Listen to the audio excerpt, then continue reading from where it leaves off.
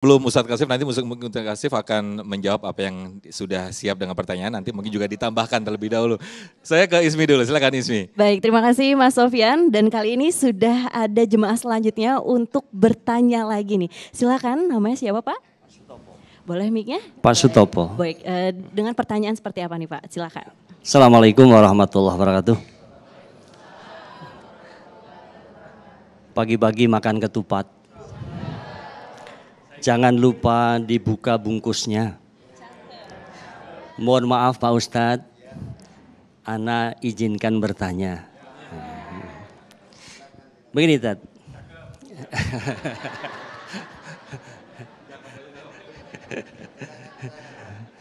Bagi hamba Allah yang beriman dan bertakwa, begitu mudah menyadari nikmat Allah, rezeki Allah. Sehingga dia akan berbagi untuk sedekah Tad. Tapi faktanya sebagian dari kita, rezeki mengalir begitu deras. Jangankan berbagi, bersyukur pun tidak, bahkan ada yang suka mengeluh. Innal insana khuliqa halu'a. Nah, Ustaz, yang ana mau tanyakan, apakah ini mengalir terus tapi tidak bersyukur? Apakah sudah digolongkan sebagai istidraj? Demikian saja barangkali. Assalamualaikum warahmatullahi wabarakatuh. Baik, terima kasih ya. Jadi itu apakah istirahat atau memang rezekinya gitu ya. Baik, silakan Ustadz. Ustadz Kasif, fadhal Ustadz.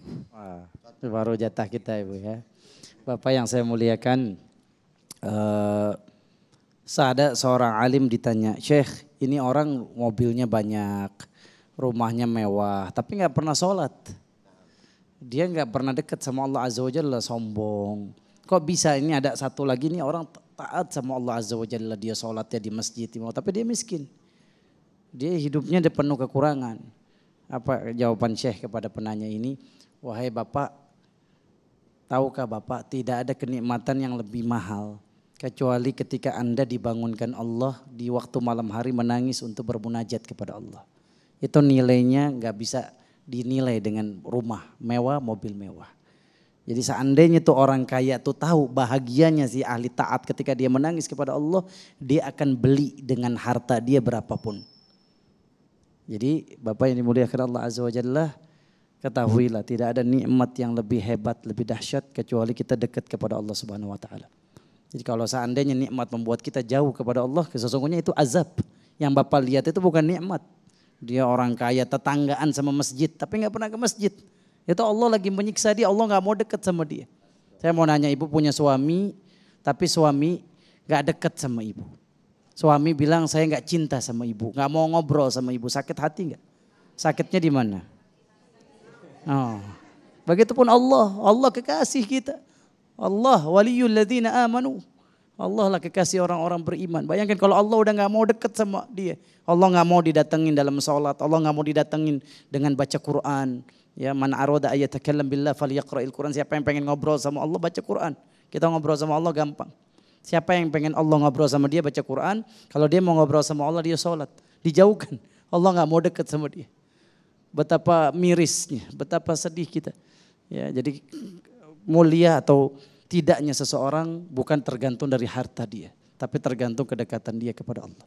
Maka kata Imam Ibnu Qayyim Al-Jauziyah, nikmat seandainya engkau lihat orang dapat nikmat tapi membuat dia jauh dari Allah, sesungguhnya itu azab, bukan nikmat. Baik, mungkin Ustadz Kasif bisa dikuatkan lagi apa yang tadi ditanyakan oleh jamaah kita tadi sebelumnya, bagaimana ketika kita sedekah yang hitung-hitungan tadi Ustadz Kasif. Fadhal Ustadz. Masya Allah, ya guru saya Ustadz Abdurrahman Jailani sebenarnya tidak berbeda, cuma cara menyampaikan aja. Ibu, yang menjadi patokan beragama kita supaya kita tidak sesat 3 generasi. Ingat, ya ibu kalau mengambil agama di luar 3 generasi ini kita akan sesat sampai jauh. Apa itu 3 generasi? Rasulullah bersabda khairul quruni qarni, tsumma alladziina yalunahum, tsumma alladziina yalunahum. Generasi terbaik Islam itu sahabat Nabi SAW, mereka yang menyaksikan Quran turun. Jadi kalau mau lihat tafsir, lihat tafsirnya para sahabat. Kemudian para tabi'in, anaknya sahabat. Kemudian tabi'ut tabi'in, cucunya para sahabat. 3 generasi ini. Tidak ada kita temukan literatur, kitab manapun dalam bab sedekah, ya ditulis di situ 1 dinar dibalas 10 dinar. Yang disebut oleh Allah Subhanahu wa taala al-hasan. Ya, adapun tadi ayat yang dibacakan, Itu wallahu yudha'ifu liman yasha. Terakhir Allah bilang apa? Allah melipat gandakan sesuai kehendak Allah. Jadi jangan ngatur Allah Azza wa Jalla, saya kasih 10 ribu, nanti pasti Allah kasih 100 ribu. Anda dikasih 1 miliar tadi yang saya sampaikan. Tapi di saat yang bersamaan dikasih diabetes. Na'udzubillahi min zalik. Mana yang lebih mahal kalau gitu? Dikasih 1 miliar apa sehat walafiat? Jadi rizki itu gak melulu tentang harta. Bisa sholat begini ibu dengerin ceramah. Ini rizki dari Allah yang begitu mahal. Di saat ada orang yang lebih senang dengerin musik, dengerin konser. Lebih senang ke klub malam. Tapi alhamdulillah hati kita dilembutkan hadir di rumah Allah. Betapa bahagianya kita. 4 yang ibu dapatkan. Ghasyiatumur rahmah, dapat rahmat Allah. Lebih mahal dari duit. Lebih mahal dari jabatan. Lebih mahal dari apapun dari dunia. Ibu dapat ketenangan batin. Ibu tahu orang-orang Amerika di Philadelphia ada disebut kota zombie. Mereka stres, depresi. Kenapa? Gak ada Allah di hati mereka. Sampai makan narkoba jadi zombie. Nunduk badannya, lunglai, pingsan di jalanan, berserakan di jalanan di Philadelphia. Mau gak sebelahnya Jati Asih? Jadi kita tidak ada nikmat yang lebih mahal kecuali dekat kepada Allah. Jangan selalu mengukur ibadah kita dengan kemuliaan dunia. Na'udzubillah, kita takut nanti masuk dalam Quran surat Al-Fajr. Wa ammal insanu iza mabtalahu rabbuhu fa akramahu fayaqul wa na'amahu fayaqulu rabbi akraman. Orang kalau dikasih nikmat fulus, wah Tuhan memuliakan saya. Ini cara pandang bukan orang beriman. Wa amma idza mabtalahu faqadara alaihi rizqahu fayaqulu rabbi ahanan. Kalau saya disempitin rezeki baru saya dihinakan Allah. Enggak? Ukuran kemuliaan dan kehinaan bukan dari harta. Jauh sama Allah hina berarti. Dekat sama Allah mulia dia. Baik. Masya Allah, terima kasih Ustadz Kashif Her dan juga Ujai yang sudah tadi memberikan pencerahan kepada kita semua. Gusan juga Masya Allah, terima kasih. Di segmen berikut mudah-mudahan ini kita apa yang disampaikan oleh guru-guru kita memberikan kita semakin mudah rizki, kemudian juga semakin murah hati kita. Karena sejatinya rizki itu bukan hanya dihitung atau dilihat dari materi saja, namun kesehatan, kemudian kenikmatan kita bisa sholat, kenikmatan kita bisa Masya Allah hidayah, itu sebuah rizki yang sangat luar biasa sekali.